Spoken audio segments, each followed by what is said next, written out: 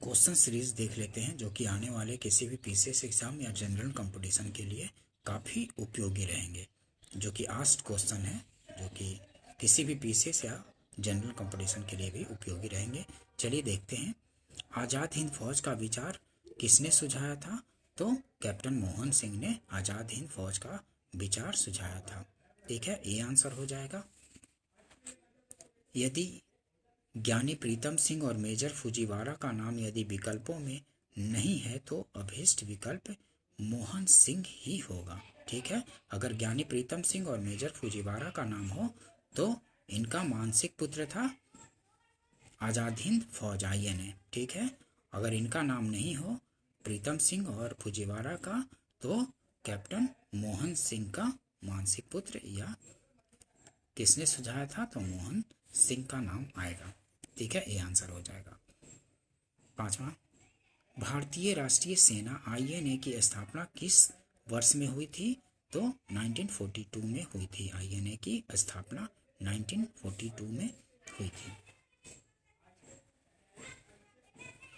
आजाद हिंद फौज का प्रथम सेनापति कौन था? तो मोहन सिंह था। मोहन सिंह आजाद हिंद फौज का प्रथम सेनापति था तो कैप्टन मोहन सिंह थे। मोहन सिंह, ये आंसर हो जाएगा। आजाद हिंद फौज की पहली डिवीजन का औपचारिक गठन 1 सितंबर 1942 को हुआ और कैप्टन मोहन सिंह इसके प्रथम सेनापति बने। आजाद हिंद फौज की पहली डिवीजन का औपचारिक गठन 1 सितंबर 1942 को हुआ और कैप्टन मोहन सिंह इसके प्रथम सेनापति बने थे। ठीक है, आजाद हिंद सरकार के निर्माण की घोषणा की गई। कब की गई थी? आजाद हिंद सरकार के निर्माण की घोषणा कब की गई थी? तो 21 अक्टूबर 1943 को की गई थी। आजाद हिंद सरकार के निर्माण की घोषणा 21 अक्टूबर 1943 को की गई थी। ये क्वेश्चन काफ़ी महत्वपूर्ण है। ये काफ़ी बार पूछे जाते हैं कि आज़ाद हिंद सरकार के निर्माण की घोषणा कब की गई थी? तो 21 अक्टूबर 1943 को की गई थी। सी आंसर हो जाएगा। 4 जुलाई 1943 को रास बिहारी बोस ने आज़ाद हिंद फौज की कमान सुभाष चंद्र बोस को सौंप दी। 21 अक्टूबर 1943 को सुभाष चंद्र बोस ने सिंगापुर में स्वतंत्र भारत की अस्थायी सरकार आज़ाद हिंद सरकार का गठन किया था। आज़ाद हिंद सरकार का गठन कब? 21 अक्टूबर 1943 को। सुभाष चंद्र बोस ने स्वतंत्र भारत की अंतरिम सरकार की स्थापना की घोषणा की थी। कब की थी? तो 21 अक्टूबर 1943 को की थी। ये आंसर हो जाएगा। 1943 में आज़ाद हिंद फौज अस्तित्व में आई। कहाँ आई थी? तो तत्कालीन मलाया में। ठीक है, तत्कालीन मलाया में। 1943 में सिंगापुर को उस समय मलाया बोला जाता था, तो वहीं पे आया था। आज़ाद हिंद फौज अस्तित्व में 1943 में आज़ाद हिंद फौज अस्तित्व में आई तत्कालीन मलाया में। आज़ाद हिंद फौज का गठन 4 जुलाई 1943 को सुभाष चंद्र बोस के नेतृत्व में किया गया। फौज का गठन सिंगापुर द्वीप पर किया गया था, किंतु तब सिंगापुर द्वीप ब्रिटिश मलय का अंग था। ठीक है, उस समय सिंगापुर द्वीप जो था ब्रिटिश मलय का अंग था। ब्रिटिश मलय में शामिल 3 भाग थे, फेडरेटेड मलय, अनफेडरेटेड मलय और स्टेट्स सेटलमेंट। ये स्टेट सेटलमेंट तृतीय यानी स्टेट सेटलमेंट के नेतृत्व के अंतर्गत 4 अलग अलग क्षेत्रों को जोड़ा गया था, जो इस प्रकार है। मलक्का वर्तमान में मलेशिया का एक राज्य है।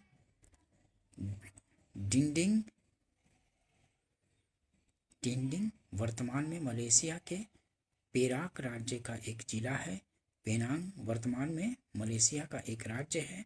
सिंगापुर अगस्त 1963 में स्वतंत्रता की घोषणा की। 16 सितंबर 1963 को मलेशिया का अंग बना।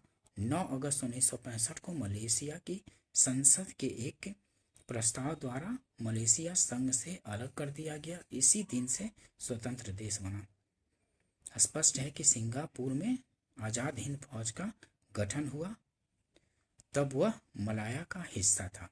ठीक है, जब आज़ाद हिंद फौज का गठन हुआ था सिंगापुर में, उस समय ये मलाया का हिस्सा था, इसलिए तत्कालीन मलाया बोला जा रहा है। 1943 में आज़ाद हिंद फौज अस्तित्व में आया, कहाँ? तत्कालीन मलाया, मतलब सिंगापुर में ही, उस समय मलाया बोला जाता था। किस भारतीय क्रांतिकारी ने सुभाष चंद्र बोस को इंडियन नेशनल आर्मी के गठन में सक्रिय सहयोग दिया था? तो रास बिहारी बोस ने दिया था। किस भारतीय क्रांतिकारी ने सुभाष चंद्र बोस को इंडियन नेशनल आर्मी के गठन में सक्रिय सहयोग दिया था? तो रास बिहारी बोस ने दिया था। बी आंसर हो जाएगा। सुभाष चंद्र बोस जून 1943 में टोक्यो पहुंचे। उसके तुरंत बाद रास बिहारी बोस ने सुभाष चंद्र बोस के पक्ष में भारतीय स्वतंत्रता लीग की अध्यक्षता पद से त्याग पत्र दे दिया। सुभाष चंद्र बोस को आज़ाद हिंद फौज का सर्वोच्च सेनापति घोषित किया गया।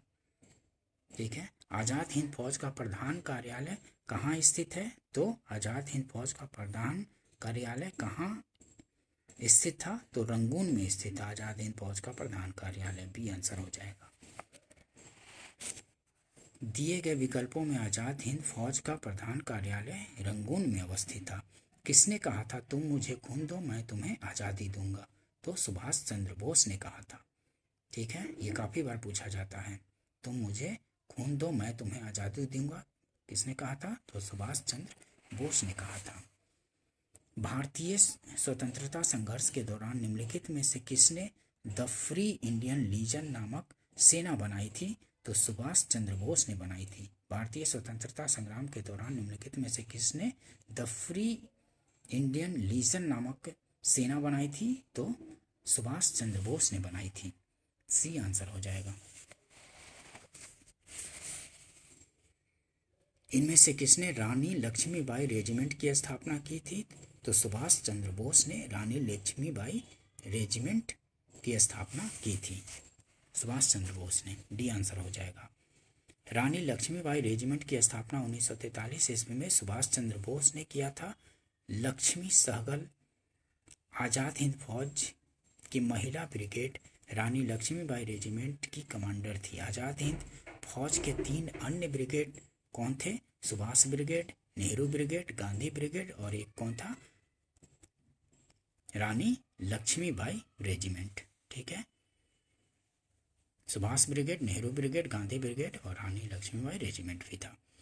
निम्नलिखित में से किस एक ने सुभाष चंद्र बोस को देश नायक कहा था? देश नायक किसने कहा था?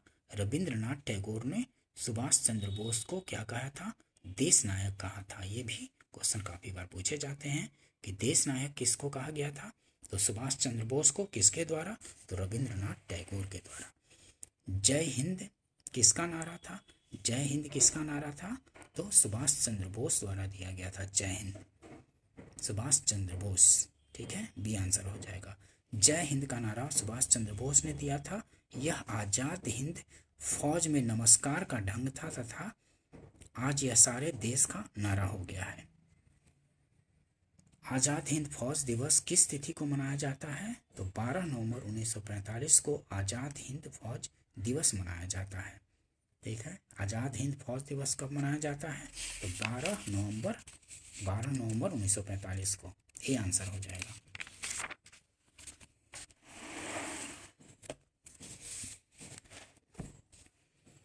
आज़ाद हिंद फौज के किस सैनिक को 7 वर्ष के कारावास का दंड दिया गया? आज़ाद हिंद फौज के किस सैनिक को 7 वर्ष के कारावास का दंड दिया गया? तो राशिद अली को 7 वर्ष के कारावास का दंड दिया गया था। सी आंसर हो जाएगा। एक्सप्लेनेशन देख लेते हैं। आज़ाद हिंद फौज के सैनिकों एवं अधिकारियों को गिरफ्तार कर ब्रिटिश सरकार ने नवंबर 1945 में दिल्ली के लाल किले में उन पर मुकदमा चलाया। इसमें 3 अभियुक्तों प्रेम सहगल, गुरुबख्श सिंह शाहनवाज को फांसी की सजा तथा राशिद अली को 7 वर्ष के कारावास का दंड दिया गया। इसके बचाव के लिए कांग्रेस ने आज़ाद हिंद फौज बचाव समिति का गठन किया, जिसमें भूलाबाई देसाई के नेतृत्व में तेज बहादुर सप्रू, कैलाश नाथ काटजू, अरुणा आसफ अली, जवाहरलाल नेहरू प्रमुख वकील थे। सरकार के निर्णय के विरुद्ध पूरे देश में तेज प्रतिक्रिया हुई। अंत में विवश होकर वायसराय लॉर्ड बिवेल ने अपने विशेषाधिकार का प्रयोग करते हुए मृत्यु दंड की सजा को माफ कर दिया। लॉर्ड बेवेल उस समय वायसराय थे जो कि विशेषाधिकार का प्रयोग करके मृत्यु दंड की सजा को माफ कर दिए थे। भूलाबाई देसाई के नेतृत्व में वकीलों ने इसका वकालत किया था। भूलाबाई देसाई के नेतृत्व में उस समय कौन कौन थे वकील? तेज बहादुर, सप्रू, कैलाश नाथ काटजू, अरुणा आसफ अली और जवाहरलाल नेहरू भी प्रमुख वकीलों की भूमिका में अपनी भूमिका निभाई थी। निम्नलिखित में से आजाद हिंद फौज के किस अधिकारी ने लाल किले पर चलाए गए मुकदमे का सामना नहीं किया था? तो किसने? मोहन सिंह ने नहीं किया था। गुरुदयाल सिंह ने, प्रेम सहगल और शाहनवाज ने किया था, मोहन सिंह ने नहीं। आजाद हिंद फौज के अधिकारी मोहन सिंह ने लाल किले पर चलाए गए मुकदमे का सामना नहीं किया था।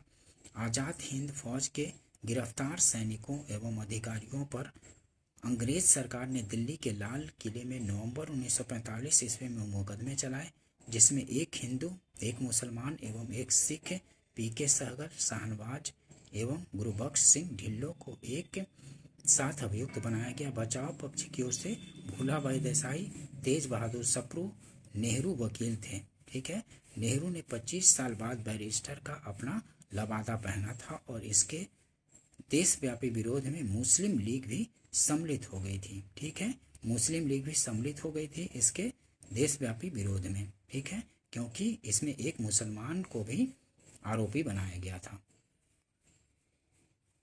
निम्नलिखित में से किसने 1945 में आजाद हिंद फौज की ओर से लाल किले के मुकदमे में पैरवी कर रहे वकीलों की अध्यक्षता की थी? तो वकीलों की अध्यक्षता किसने की थी? भूलाबाई देसाई ने की थी। यह आंसर हो जाएगा। ध्यान रखिएगा, काफी इंपॉर्टेंट क्वेश्चन है, काफी बार रिपीट भी होते रहते हैं। निम्नलिखित में से कौन प्रसिद्ध INA मुकदमे के वकील थे? तो भूलाबाई देसाई थे। ठीक है, INA मुकदमे के वकील भूलाबाई देसाई थे। दिल्ली के लाल किले के प्रसिद्ध आजाद हिंद फौज पर अभियोग चलाया गया। कहाँ, कब?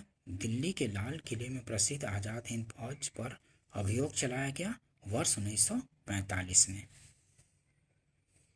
आजाद हिंद फौज के अधिकारियों के उनके लाल किले में चल रहे मुकदमे में उनके पक्ष से निम्नलिखित में से किसने वकालत की थी? तो RTB सप्रू ने की थी। ठीक है, तेज बहादुर सप्रू ने। आजाद हिंद फौज के अधिकारियों के उनके लाल किले में चल रहे मुकदमे में उनके पक्ष में निम्नलिखित में से किसने वकालत की थी? तो तेज बहादुर सप्रू भी थे। ये सर TB सप्रू, तेज बहादुर सप्रू भी थे, वकालत कर रही है इनके पक्ष में वकील के रूप में। वर्ष 1945 में आजाद हिंद फौज के लाल किले में दिल्ली के मुकदमे की पैरवी निम्नलिखित में से किसने नहीं की थी? तो भूलाबाई देसाई थे, पंडित नेहरू थे, कैलाश नाथ काटजू भी थे, लेकिन पटेल नहीं थे। सरदार वल्लभ भाई पटेल वकीलों के उसमें नहीं थे। सी आंसर हो जाएगा।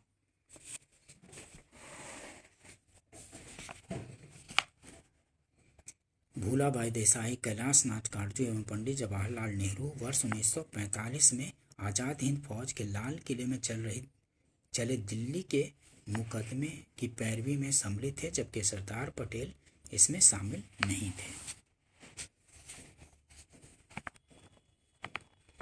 इलाहाबाद में संपन्न कांग्रेस कार्यकारिणी समिति की बैठक में निम्नलिखित सदस्यों में से एक सदस्य भारत के नाजीवाद, फांसीवाद तथा साम्राज्यवाद विरोधी निश्चित रुख के कारण जापान के विरुद्ध गुरिल्ला युद्ध की अपनी योजना के पक्ष में बहुमत जुटाने में सक्षम हुए थे।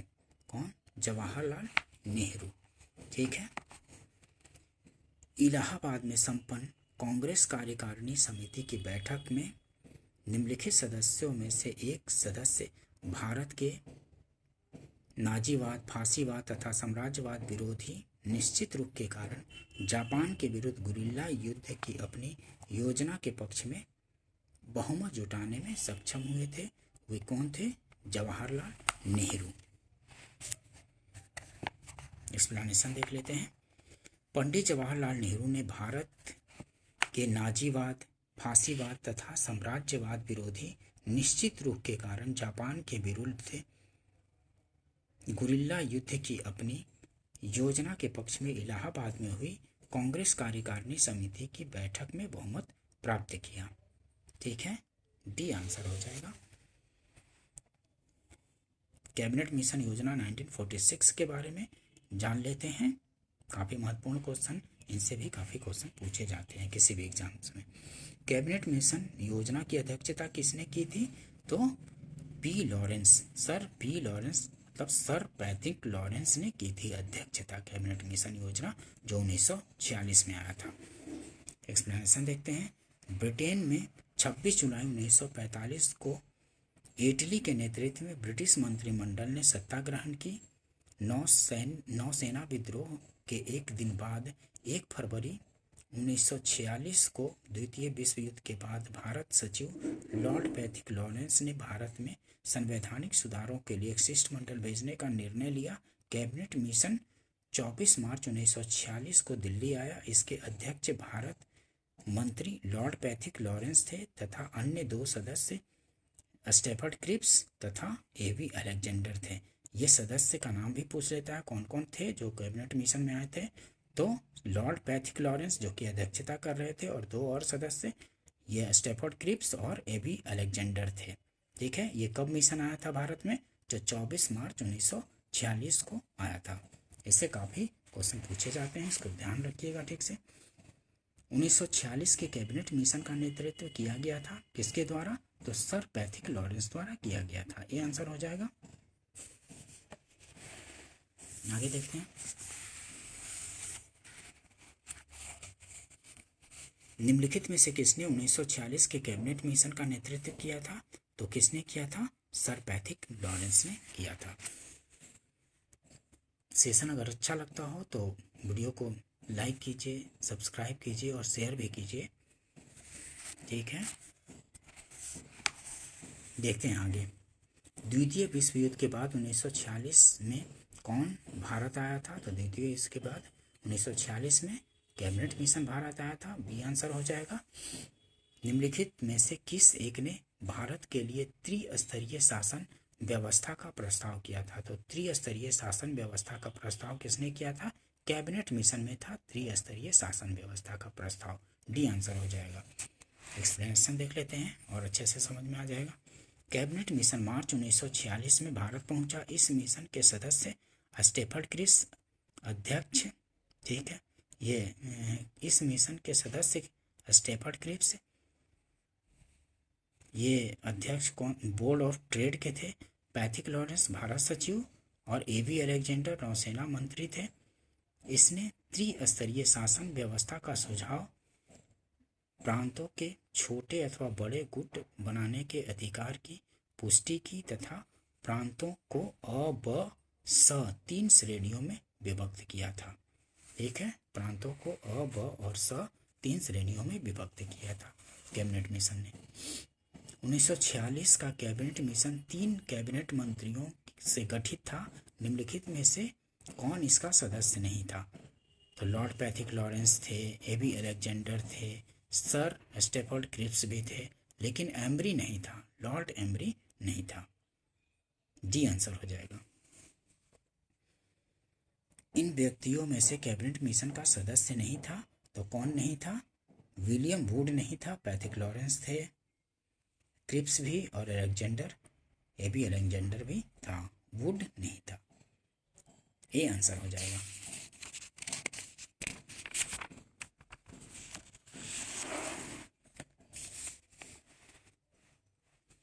आगे देखते हैं। इसका प्रस्ताव मई में आया। इसमें अभी भी भारत को विभाजन मुक्त रखने की आकांक्षा थी, जिसका ब्रिटिश प्रांतों से मिलकर बने एक संघीय राज्य का स्वरूप होना था। उपयुक्त उदाहरण संबद्ध है किससे? तो कैबिनेट मिशन से। ठीक है, डी आंसर हो जाएगा। इसका प्रस्ताव मई में आया था कैबिनेट मिशन का। ठीक है, इसमें अभी भी भारत को विभाजन मुक्त रखने की आकांक्षा थी, मतलब कि एकजुट रखने का ही, मतलब इसका विभाजन करने का इसमें सुझाव नहीं था कैबिनेट मिशन में ही। डी आंसर हो जाएगा। एक्सप्लेनेशन देखते हैं। 16 मई 1946 को कैबिनेट मिशन ने अपने प्रस्तावों की घोषणा की। इसके प्रमुख प्रस्ताव क्या क्या थे, इससे क्वेश्चन पूछे जा सकते हैं, इसको ध्यान से देखिए। इसके प्रमुख प्रस्ताव क्या थे कैबिनेट मिशन के? भारत की एकता बनाई रखी जाए, ठीक है। मुस्लिम लीग की पाकिस्तान की मांग ठुकरा दी गई थी। भारत एक संघ होगा जिसमें ब्रिटिश प्रांत तथा देसी रियासतें शामिल होंगी। और चौथा क्या था? संविधान निर्मात्री संस्था या संविधान सभा का गठन प्रांतीय विधानसभाओं तथा देसी रियासतों के प्रतिनिधियों द्वारा किया जाए। आगे देखते हैं। कैबिनेट मिशन योजना के विषय में निम्नलिखित में से कौन सा सही नहीं है? तो पाकिस्तान की स्वीकृति इसमें नहीं की गई थी। सी आंसर हो जाएगा।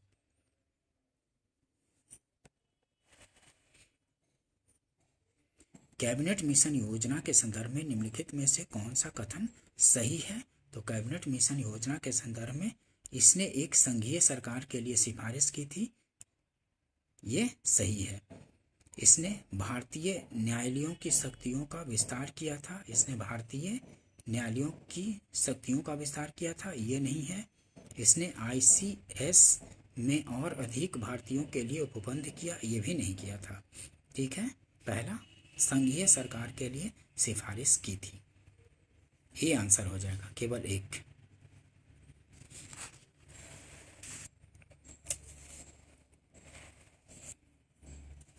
देखिए इसका सुझाव क्या क्या था, देख लेते हैं। शिष्टमंडल ने एक संयुक्त वक्तव्य 16 मई 1946 को प्रकाशित किए। लंबे समय के योजना के रूप में कैबिनेट मिशन शिष्टमंडल ने पाकिस्तान की मांग को अस्वीकार कर दिया। कैबिनेट मिशन के अन्य सुझाव निम्नलिखित थे। पहला, भारत में ब्रिटिश भारत तथा रियासतों का एक मिला जुला संघ होना चाहिए जो विदेशी मामले, रक्षा तथा संचार साधनों की देखभाल करे और उनके लिए कर लगा सके। संघ की कार्यकारिणी और शिष्टमंडल में ब्रिटिश भारत और रियासतों के प्रतिनिधि होने चाहिए। प्रांतों को केंद्रीय विषयों को छोड़कर शेष सभी मामलों में पूर्ण स्वायत्तता प्राप्त हो और शेष शक्तियां उन्हीं के पास हों। ठीक है, आगे देखते हैं क्वेश्चन। निम्नलिखित में से किसने वायसराय की एग्जीक्यूटिव काउंसिल के पुनर्गठन का सुझाव दिया, जिसमें वार मेंबर सहित सभी विभाग भारतीय नेताओं द्वारा धारण किए जाने थे? तो कैबिनेट मिशन 1946। निम्नलिखित में से किसने वायसराय की एग्जीक्यूटिव काउंसिल के पुनर्गठन का सुझाव दिया, जिसमें वार मेंबर सहित सभी विभाग भारतीय नेताओं द्वारा धारण किए जाने थे? तो कैबिनेट मिशन में। डी आंसर हो जाएगा। कैबिनेट मिशन 1946 ने वायसराय की एग्जीक्यूटिव काउंसिल का पुनर्गठन कर अंतरिम सरकार के गठन का सुझाव दिया, जिसमें वार मेंबर सहित सभी विभाग भारतीय सदस्यों द्वारा धारण किए जाने थे। ठीक है, कैबिनेट मिशन में। आगे देखते हैं। कांग्रेस के निम्नलिखित नेताओं में से कौन एक कैबिनेट मिशन योजना के पक्ष में पूरी तरह से थे? कैबिनेट मिशन योजना के पक्ष में पूरी तरह कौन थे? तो महात्मा गांधी थे। कांग्रेस के निम्नलिखित नेताओं में से कौन एक कैबिनेट मिशन योजना के पक्ष में पूरी तरह थे? महात्मा गांधी थे। कैबिनेट मिशन योजना के पक्ष में गांधी जी पूरी तरह से थे। इस योजना के संदर्भ में गांधी जी ने कहा, यह योजना उस समय की परिस्थितियों के परिप्रेक्ष्य में सबसे उत्कृष्ट योजना थी, जिसमें ऐसे बीज थे जिनसे दुख की मारी भारत भूमि यातना से मुक्त हो सकती है। ठीक है, हो सकती थी। वह कौन सा कांग्रेस अध्यक्ष था जिसने क्रिप्स मिशन व लॉर्ड बेवेल दोनों से वार्ताएं की थी? तो अबुल कलाम आज़ाद थे, जो कि क्रिप्स मिशन और लॉर्ड बेवेल दोनों से वार्ताएं की थी। आपको हमने पहले ही बताया है कि अबुल कलाम आज़ाद लंबे समय तक कांग्रेस के अध्यक्ष रहे थे। कब से कब तक? 1940 से 45 तक। तो क्रिप्स मिशन 1942 में आया था। लॉर्ड बेवेल कब? 1945 का टाइम है। तो इन दोनों से अबुल कलाम आज़ाद ने वार्ताएं की थी। ये आंसर हो जाएगा। एक्सप्लेनेशन देख लेते हैं। अबुल कलाम आज़ाद 1940 से 45 तक कांग्रेस अध्यक्ष रहे। उन्होंने क्रिप्स मिशन 1942 तथा लॉर्ड बेवेल 1945 दोनों से वार्ताएं की। कैबिनेट मिशन के टाइमलाइन हमेशा ध्यान रखिएगा कि कब कौन आया, कैबिनेट मिशन कब आया, क्रिप्स मिशन कब आया, अगस्त प्रस्ताव कब का है। इन सब से क्वेश्चन क्रम लगाने के लिए भी देता है और ऐसे भी काफ़ी महत्वपूर्ण क्वेश्चन इन सब से पूछे जाते हैं। कैबिनेट मिशन के भारत आगमन के समय भारतीय राष्ट्रीय कांग्रेस का अध्यक्ष कौन था? तो मौलाना अबुल कलाम। कैबिनेट मिशन के भारत आगमन के समय भारतीय राष्ट्रीय कांग्रेस का अध्यक्ष कौन था? तो मौलाना अबुल कलाम आज़ाद ही थे कैबिनेट मिशन के भारत आने के समय। मौलाना अबुल कलाम आज़ाद कैबिनेट मिशन के भारत आगमन के समय भारतीय राष्ट्रीय कांग्रेस के अध्यक्ष थे। श्री आज़ाद को मिशन के साथ विचार विमर्श करने हेतु कांग्रेस कार्य समिति ने पूर्ण अधिकार दे दिया था। 6 अप्रैल 1946 को उन्होंने सर्वप्रथम कैबिनेट मिशन के सदस्यों से मुलाकात की थी। ठीक है, कैबिनेट मिशन के भारत आगमन के समय भारतीय राष्ट्रीय कांग्रेस के अध्यक्ष भी मौलाना अबुल कलाम आज़ाद ही थे, ध्यान रखिएगा। संविधान सभा 1946 देख लेते हैं, इससे संबंधित क्वेश्चन। स्वतंत्र भारत के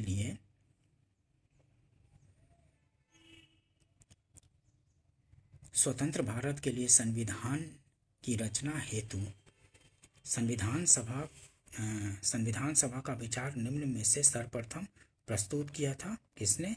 तो कांग्रेस पार्टी ने 1936 में किया था। स्वतंत्र भारत के लिए संविधान की रचना हेतु संविधान सभा का विचार निम्नलिखित में से सर्वप्रथम प्रस्तुत किया था कांग्रेस पार्टी ने 1936 में किया था।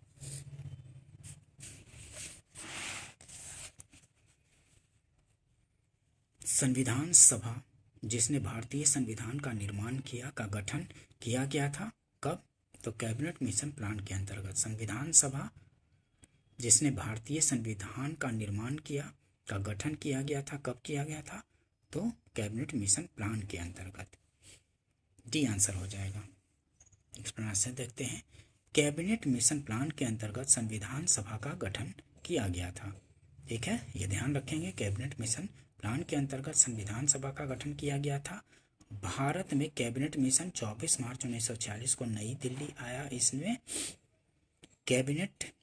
ब्रिटिश कैबिनेट के 3 मंत्री लॉर्ड पैथिक लॉरेंस, एवी अलेक्जेंडर, सर स्टेफर्ड क्रिप्स सम्मिलित थे। मिशन की घोषणा के समय इसके अध्यक्ष सर पैथिक लॉरेंस ने यह स्पष्ट किया था कि इस मिशन का उद्देश्य स्वतंत्र भारत का संविधान तैयार करने के लिए शीघ्र ही एक कार्य प्रणाली तैयार करना तथा अंतरिम सरकार के लिए एक आवश्यक प्रबंध करना था। मिशन के प्रस्तावों के अनुसार संविधान सभा का गठन प्रांतीय विधानसभाओं तथा देशी रियासतों के प्रतिनिधियों द्वारा किया जाना था। अगला क्वेश्चन देखते हैं। निम्नलिखित में से किस एक ने भारत के लिए संविधान सभा के गठन का विचार किया था? तो किसने किया था? कैबिनेट मिशन योजना ने। सी आंसर हो जाएगा। निम्नलिखित में से किस एक ने भारत के लिए संविधान सभा के गठन का विचार किया था? तो कैबिनेट मिशन योजना ने किया था। सी आंसर हो जाएगा। नेक्स्ट देखते हैं। कैबिनेट मिशन योजना के अंतर्गत संविधान निर्मात्री परिषद में प्रत्येक प्रांत को आवंटित सदस्य संख्या निर्धारित करने के लिए एक प्रतिनिधि कितनी जनसंख्या के अनुपात में था? तो 10 लाख व्यक्ति था। 10 लाख व्यक्ति पर एक प्रतिनिधि होना था। कैबिनेट मिशन योजना के अंतर्गत संविधान निर्मात्री परिषद में प्रत्येक प्रांत को आवंटित सदस्य संख्या निर्धारित करने के लिए एक प्रतिनिधि कितनी जनसंख्या के अनुपात में थे? तो 10 लाख व्यक्ति पर एक प्रतिनिधि। कैबिनेट मिशन योजना के तहत यह व्यवस्था थी कि संविधान सभा के निर्माण के लिए प्रत्येक प्रांत को 10 लाख लोगों के लिए एक प्रतिनिधि के अनुपात में जनसंख्या के सांप्रदायिक आधार पर स्थान दिए जाएंगे। मतदाताओं के केवल 3 वर्ग माने गए, आम, मुस्लिम एवं सिख केवल पंजाब में।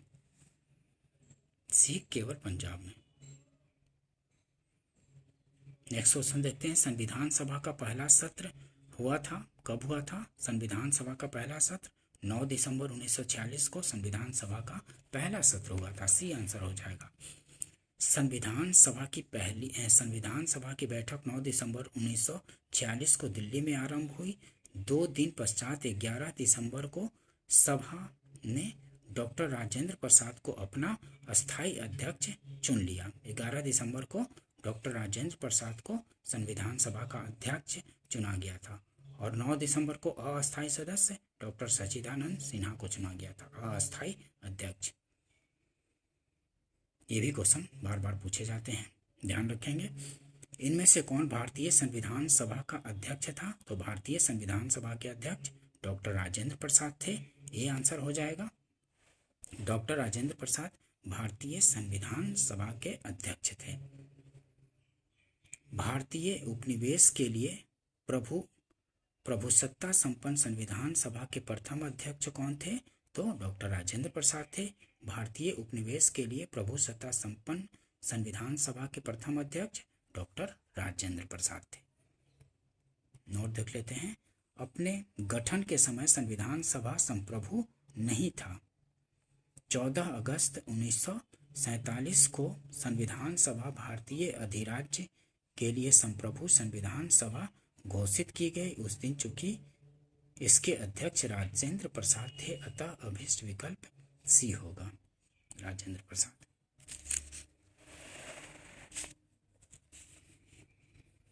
निम्नलिखित कथनों में से कौन सही है?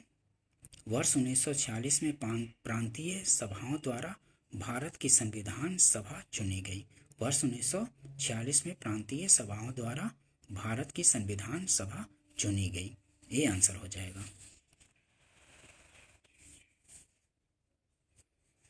सच्चिदानंद सिन्हा किसके साथ जुड़े थे? तो सच्चिदानंद सिन्हा किसके साथ जुड़े थे? तो भारत छोड़ो आंदोलन के साथ जुड़े थे। ये आंसर हो जाएगा। सच्चिदानंद सिन्हा भारत छोड़ो आंदोलन के साथ जुड़े थे। इन्हें संविधान सभा के प्रथम अधिवेशन 9 दिसंबर 1946 को सर्वसम्मति से अस्थायी अध्यक्ष चुना गया था। ठीक है, अस्थायी 9 दिसंबर को सच्चिदानंद सिन्हा ही चुने गए थे। निम्न में से किसने ब्रिटिश युग की केंद्रीय लेजिस्लेटिव असेंबली तथा स्वतंत्र भारत की संसद के अध्यक्ष का पद संभाला? तो जीवी मावलंकर थे। निम्न में से किसने ब्रिटिश युग की केंद्रीय लेजिस्लेटिव असेंबली तथा स्वतंत्र भारत की संसद में अध्यक्ष का पद संभाला? तो जीवी मावलंकर। बी आंसर हो जाएगा। ब्रिटिश युग की केंद्रीय लेजिस्लेटिव असेंबली तथा स्वतंत्र भारत की संसद में अध्यक्ष का पद जीवी मावलंकर ने संभाला। ब्रिटिश युग में मावलंकर 1946 से 14 अगस्त 1947 तक केंद्रीय लेजिस्लेटिव असेंबली के अध्यक्ष रहे एवं भारत के स्वतंत्र होने के बाद लोकसभा के प्रथम अध्यक्ष के रूप में 1952 से 1956 तक रहे। वे 1937 से 1946 के दौरान बम्बई प्रांत की लेजिस्लेटिव असेंबली के अध्यक्ष रहे थे। तो पहले अध्यक्ष लोकसभा के कौन थे?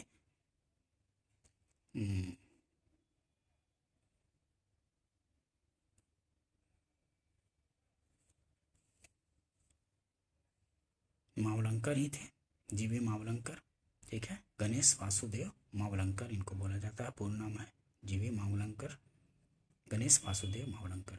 सेशन अच्छा लगा हो तो सब्सक्राइब कीजिए, लाइक कीजिए, शेयर भी कीजिए। ठीक है, मिलते हैं नेक्स्ट वीडियो में। Thank you. ठीक है, मिलते हैं नेक्स्ट वीडियो में।